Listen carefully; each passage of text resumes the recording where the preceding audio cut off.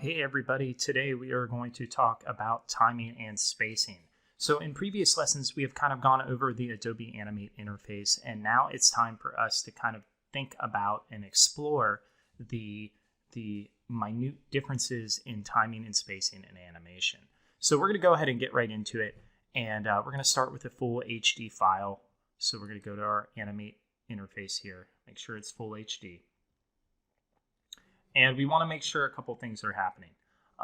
One, if we go to our document settings, I want to make sure this is set to 1920 by 1080. That's super important for us. We want to make sure that our frames per second is also set to 24 frames a second. That's just going to work for us for this specific lesson. So if you click on that, you can get like a different kind of open window to kind of play around with some stuff. All right, from the publish settings, we're going to kind of publish in right now in SWF. That's going to allow us to kind of preview and play a little bit more with our animation. So moving forward, let's go ahead. I'm going to use my space bar to kind of center my screen here. Let's talk a little bit about timing and spacing. So as we do timing and spacing, we're also going to pick up a couple other basic concepts within the Adobe Animate interface. And these concepts are the idea of tweening. So whereas the most of our animation this semester will be hand-drawn, it is important to understand that we can animate non-hand-drawn objects. So I'm going to go to 50% so you can see my whole timeline here. And I'm going to go to my rectangle tool and hold down my left mouse button and then go to my oval tool. And I'm going to hold shift and I'm going to create an oval. And this is our kind of a fun oval here. And we're going to go ahead, and I have some transparency set still from a previous settings, so we're going to kind of fill that in. If we want to take off the stroke, we could just double click. It doesn't really matter for this exercise, but there you go. We have a blue ball. We're going to take this blue ball. I'm going to highlight all of it. Make sure you get all of it with your selection tool. I'm going to right click, and I'm going to go ahead and convert this to a symbol. And we're going to call this ball. And I made it a movie clip. I meant to make it a graphic, but luckily I can go to object, make it a graphic symbol, and we're good to go. And I do this because now you can see that I'm not selecting any of the innards of the ball. Now, if I double click on this, I can go ahead and change the color. If I want to set it maybe to a lighter, softer blue, if I want to go back in and then manipulate that stroke at all, I can do that and then simply navigate back to scene one. This ball comes with a couple different things, an anchor point, which we'll talk about in a few seconds. But this is going to be on our layer one. We're going to call this normal spacing. All right. We're going to create a second layer, and we're going to call this easing applied. All right. And on the second layer, you can see that ball is not really there. If I hit the normal spacing ball, the second layer is currently empty. And we're going to draw another ball on this. Now, we have some options here. We can draw another ball, or we could actually have gone into our library and reuse the ball we already made. For our sake, for this demo, we're going to draw a second ball. And I'm going to go ahead and make it a completely different color just for ease of use. So I'm going to hold shift down again, and I'm going to eyeball it. I mean, I could just do this. They look close enough. And I'm going to do the same exact process. Draw the ball, highlight it, right click. You can hit F8 if you have your function key. Convert to symbol. We're going to make it a graphic this time, and we're going to call this red ball, just to keep it separate. All right. If I want to align these, I have alignment tools in here. I can kind of make sure they're starting from the same point, which is really nice. It's really up to you how you want to do this. All right, so we're doing a basic 24 frames a second. We're going to do a 1 second back and forth movement. So I'm going to go to my 1 second mark, and all I'm doing here is just clicking my left mouse button and dragging.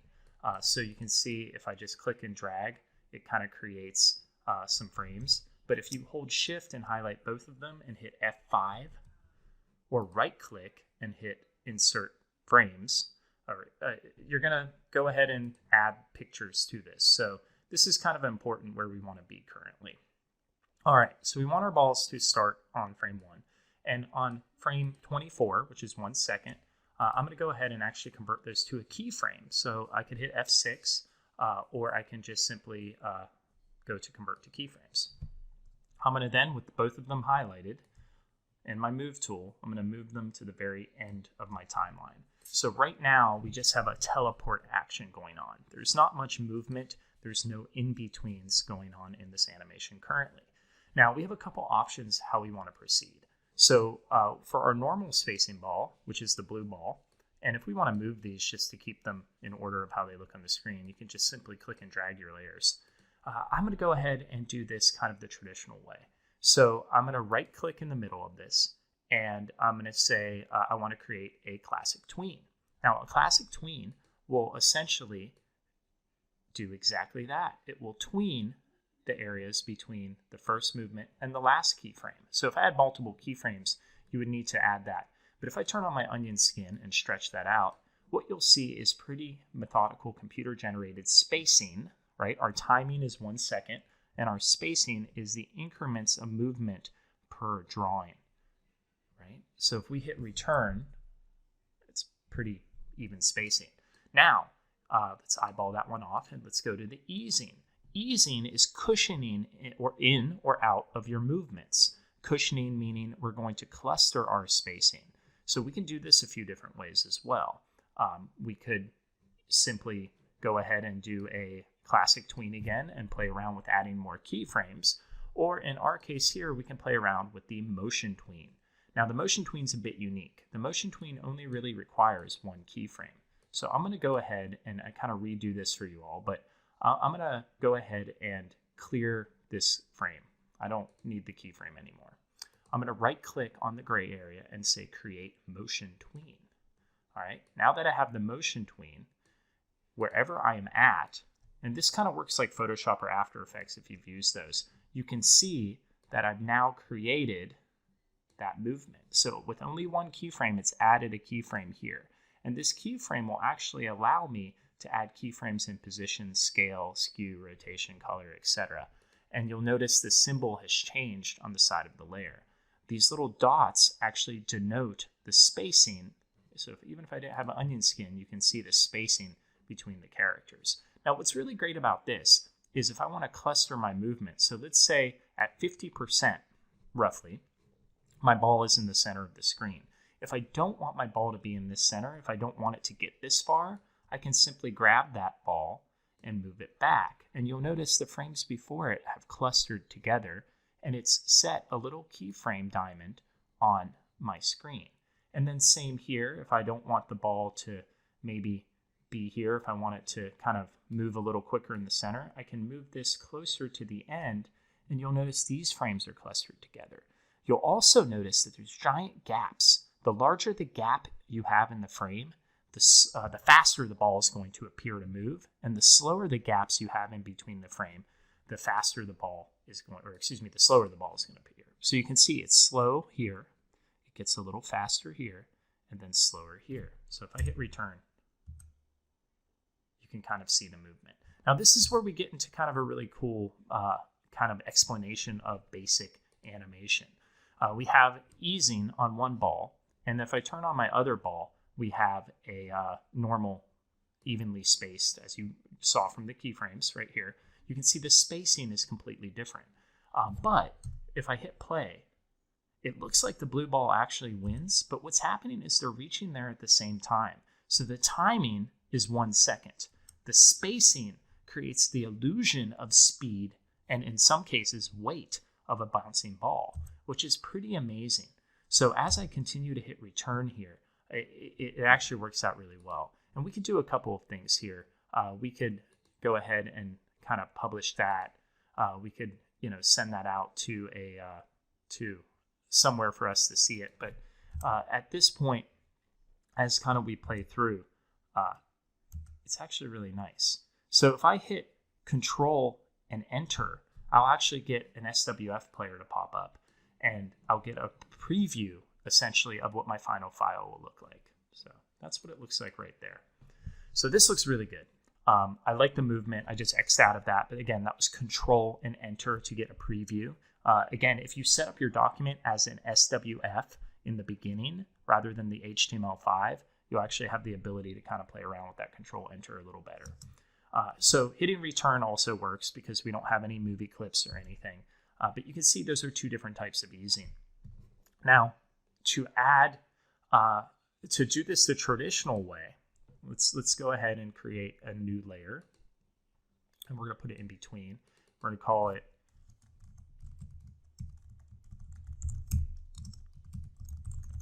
this one traditional animation. And let's get our pen out and let's have some fun with this. So if I were going to hand draw this, I could use any of my brush tools. It's really up to you, whatever one you like. And I'm not looking for perfection here. This is kind of a rough. And I'm going to draw, let me get my brush. It always takes like a couple tries to get that circle. There we go. So I'm going to draw my circle, okay? And I'm going to take this circle and I'm going to go to the end. I'm going to hit F6, as we know. And I'm done drawing, believe it or not, because I'm going to use this. And I'm going to grab my free transform tool and I'm going to move this to align to these other balls. And so now I don't have any in-betweens. And if I actually go in classic tween this, it's going to say, listen, this is like, we want to convert this to picture by picture. It's not going to want to do it. So if I do that, you'll see it actually, and I'll turn onion skin off, it actually creates the classic tween for us. So that's kind of cool in itself. I'm going to undo that, and I'm going to just kind of go through and show you different ways that you can ease this. So if, again, I use my free transform tool, and I'm going to set a keyframe right here, and I'm going to move a ball here. That's going to set a keyframe, and then I'm going to go over here and F6. Now, mind you, we're not getting any in-betweens here, but that's going to set a keyframe. And now if I go in and create tweens within these areas, I have to create 3 of them. What you're going to find is you have your own unique spacing. And that spacing is really, really important. And that's going to really, really help that kind of hand-drawn look. And again, we only use one drawing of a ball, which is actually pretty efficient and pretty time happy, right? Like, it will really help you. So now we have 3 different ways we've kind of animated that ball using tweens. And, we could go every 2 frames and add a new picture and draw it and continue to draw it. And that's another way as well. So if we wanted to remove these classic tweens, and we'll just kind of do this hand draw method here, and we wanted to go 1 frame, 2 frame, add a keyframe, boom, and I wanted to kind of either hand draw it again. Like, again, if you're looking for a loose drawing, you can simply clear that keyframe. And, you can kind of put a blank keyframe in. You can turn on your onion skin, and I can go in here with my pen. Let's get that brush tool back up. And I can kind of, and this is going to give me, you're going to see a little bit of a shake, right? See how that ball changes a little bit? And we'll go up 2 frames. We'll add another clear keyframe. Blank keyframe, pardon me. And we're going to cluster these a little bit. So I'm purposely drawing that one like an oval so you can kind of see the difference. But let's turn off onion skin, and you'll see when I hit enter, it has a little more wobbliness to it. So if you want kind of that jiggly hand-drawn effect, that's fine too. So we don't necessarily need these in-betweens. We can do them ourselves. And that's why we kind of go with the methodology of we set extremes, which are our start and end points in this case. We set, at that point, we set our breakdowns, which in our case, our breakdown is kind of the center, wherever it falls in the center of the animation. And then we continue to kind of work in between those areas to kind of set our specific movements. So this works out really well. Again, you can see we've illustrated 3 different ways of animating a ball, really 4 if you count the hand-drawn technique, and really created some amazing stuff. All right, so let's say we want to kind of hide these layers. Let's highlight them all. I'll just simply drag down, eyeball them all off. And let's go ahead and kind of play a little bit with a bouncing ball. And so if I were going to do a bouncing ball drawing, and I wanted to kind of draw it like you see, maybe like a squash and stretch, we would do the following. So let's hop in and let's start with a drawing, and we're going to change the color of this. We've already used that. Let's go to, I don't know, this green's fine. So we're going to start with our frame 1. Remember, this is our rough layer. And I'm going to go ahead, and I've done a lot of these bouncing balls. So I want my ball to essentially, and let me get a guide layer here for you, just so you can see what I'm doing. I want my ball essentially to come in, hit the ground, bounce over here, and bounce off. All right, and this is good. Notice I can keep this guide. I can lock this guide so I don't move it. I can even like make it like a see-through line just to be safe. But this gives me those animated arcs. So at frame 5, that's pretty good. And after frame 5, what I'm going to do is I'm going to go and I'm going to hit frame 6. So I'm going to go ahead and insert that blank keyframe. And again, I did that on the guide. I should actually have done it down here on the ball bounce. There we go. So I can see my guide. And I'm going to go ahead and I'm going to draw the ball. And when the ball gets here, I want the ball to be kind of squished a little bit. And that's a really bad drawing, but we're going to go and refine these later on in the process. So now we go from here to here. At this point, I'm going to make sure the ball is at the top of my arc. That roughly happens around frame 10. So I'm going to go ahead and insert a blank keyframe. And I think my ball would be kind of back to that circle again for the most part, which is really nice. I'm going to go over a couple frames to frame 13, which again, I can see right here. I'm going to go ahead and add that blank keyframe. And we're going to get a little less squash just because it's kind of dying out. Again, not really concerned. I can always retrace over these later. And then the ball around frame 17 in my case here, I think it's going to be off the screen. So let's add one more blank keyframe and just kind of, that ball got really big, but that's okay. We can always mess with the free transform tool. So let's hit enter. All right, these are kind of our extremes would be the first and last keyframe, kind of our breakdowns as well with the squash and stretch. All right, let's work on twos. Let's go ahead and say 2 frames in. Let's say on this frame, the ball is, we can turn on onion skin. Let's do that so you guys can see the previous frames. That ball is going to be roughly here, and 1, 2. And sometimes it doesn't work out for you, right? You can always go ahead and like move one up and kind of shift around your keyframes if you really want that to be. And I like this ball at this point to kind of stretch because I want it to look like it's hitting. So I'm going to scrub through that. I'm going to hit enter. Boom. Yeah, I'm digging that. All right, so it comes in, it hits. That's really cool. And now what we're going to do is add that fun one. So we're going to go 1, 2 here. Going to hit this, just the frame. So that's there. We're going to go the frame right after it. And this is kind of on 1, so I'm going to actually add 2 frames after it. I'm going to add that blank keyframe, and we're going to do the ball. Now notice the ball is not on the ground here. It's just slightly off the ground. That will make a little more sense in a bit. And I'm adjusting my timing as I go. But now I'm getting that nice ball bounce. So you can kind of start to see. And if we need to add a few more keyframes, we can go ahead and do that.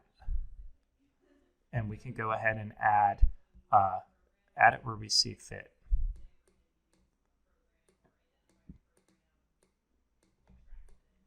Adjust some of the timing. Now we're getting somewhere. All right. So I will go ahead and kind of continue to work through this, and where I see fit, add those blank keyframes. Maybe we start to get some stretch going on here. Maybe we need to adjust the keyframes a little more. Just kind of move them. And I'm using my left mouse button, clicking on a keyframe and dragging just to kind of get them. And you can see it, at any point, if a drawing is slightly off or you want to rotate it more, you can use your free transform tool and you can get out here and just check that out. You can just rotate it. And that gives you a little more exaggeration on your drawing. You don't have to redraw it, which is what I really love with Adobe tools here.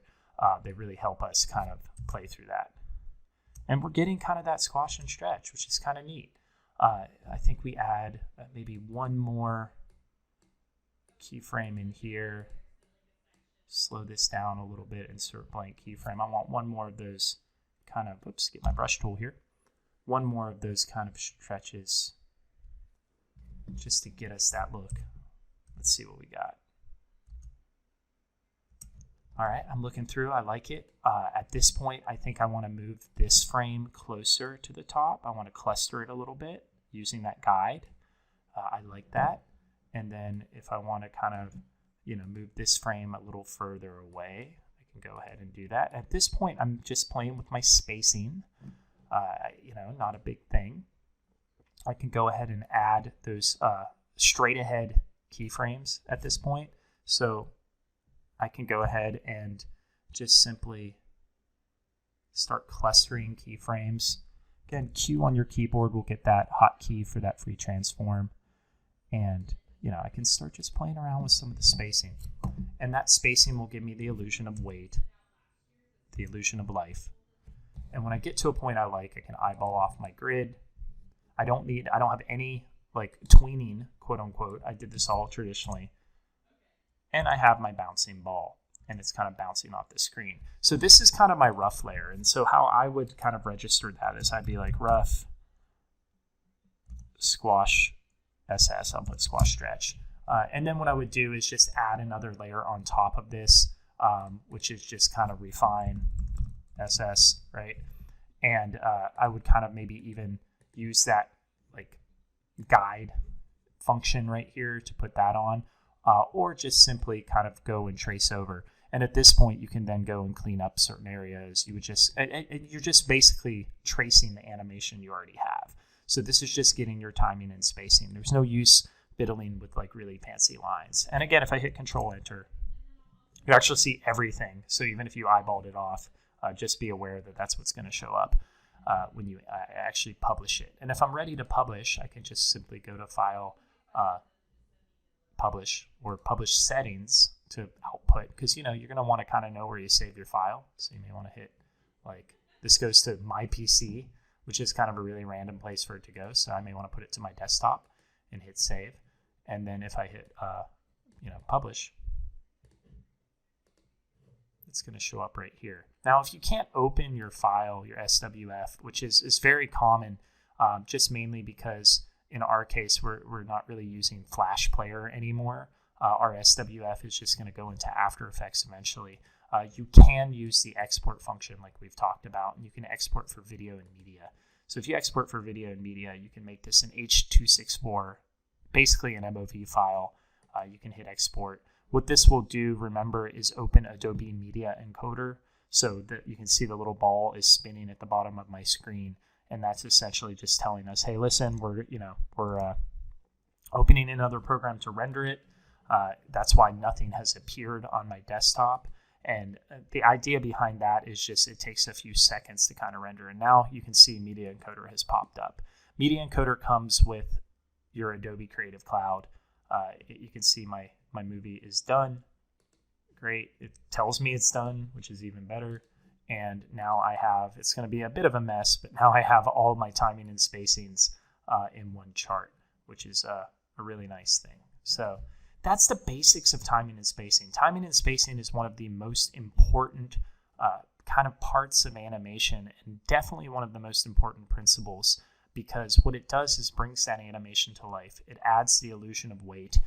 And once you understand it, you'll realize an animation, like for instance, a walk across the room, could have many different parts moving at many different speeds. So think about if you walk across your bedroom and you walk really slow, but you move your hand really fast. Your hand has the same timing as your body, but different spacing than your body's movement, or maybe your legs movement, or wherever. So keep that in mind as we move forward. Go ahead and explore the ball bounce. We're going to have actually a ball bounce assignment coming up soon. So I look forward to kind of seeing those results. And I hope you guys enjoyed the lesson, and I will see you next time. Thanks.